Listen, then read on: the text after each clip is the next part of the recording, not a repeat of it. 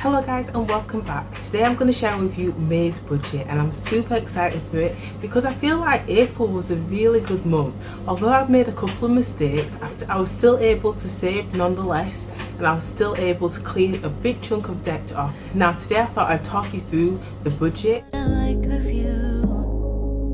The first step is to note down my income. Now I don't disclose my full budget online. I keep my income and my bills private. However, I do like to just share with you all the steps that I take to get to the end budget. The second thing I do is then note down all my bills, all my absolute essentials to get by. So this is like my council tax, my energy bills, my internet. Also under bills I do include my debts, and I also include my wants as well, such as Spotify and Amazon Prime.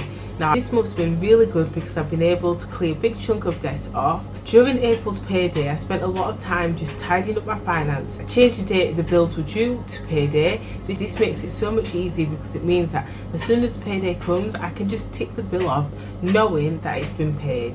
It's just a friend.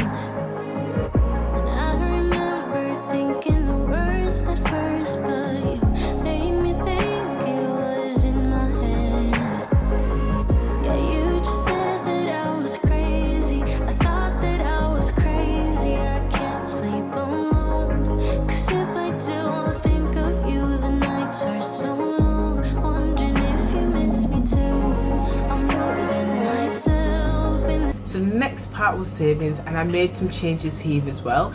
I was able to increase my savings by £10 for my birthday fund. The reason why I did this is because I felt that I just wasn't saving enough, and because I'm not contributing to this on a weekly basis, I am slightly worried that by the time the kids' birthdays arrive I won't really have much money saved. I managed to increase it by an extra £10 and we've managed to okay, it's been alright. So I think I'm going to continue doing that going forward. Decided to increase my house deposit to £10. If you follow me on Insta, you'll know that it's sort of the last thing on my mind, saving for a house, but it's important that I maintain the habit, which is why I've only been saving £5 a month for the last year. Now the reason why I decided to increase it is because I actually increased it in April by accident.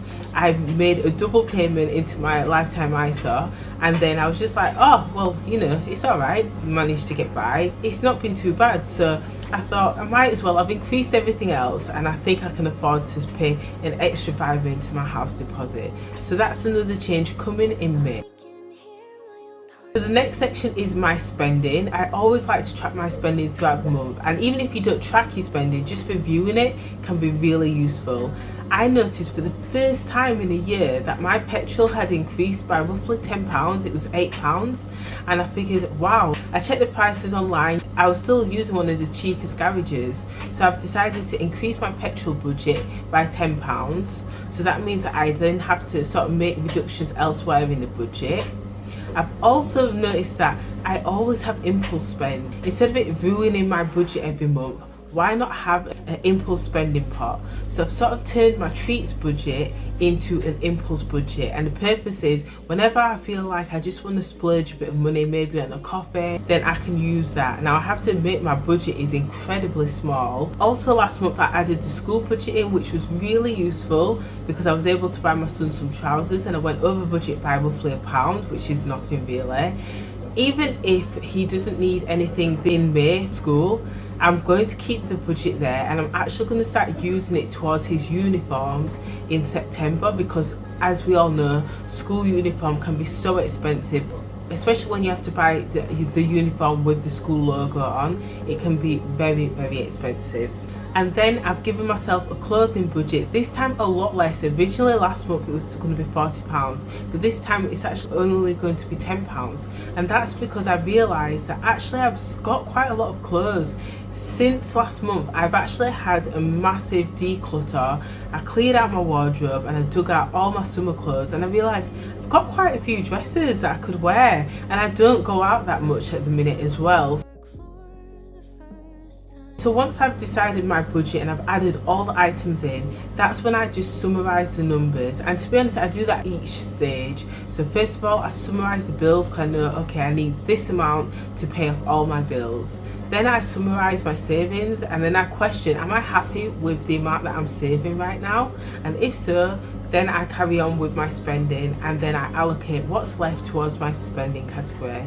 My groceries, just to mention as well, has gone down by roughly £10. I'm definitely going to try and stick to that £190 budget, which I think is very reasonable, as usually I will spend about £50 a week. So once I summarise it up, I know exactly how much I'm saving each month as a minimum, and how much I'm spending each month, and how much I'm paying towards bills.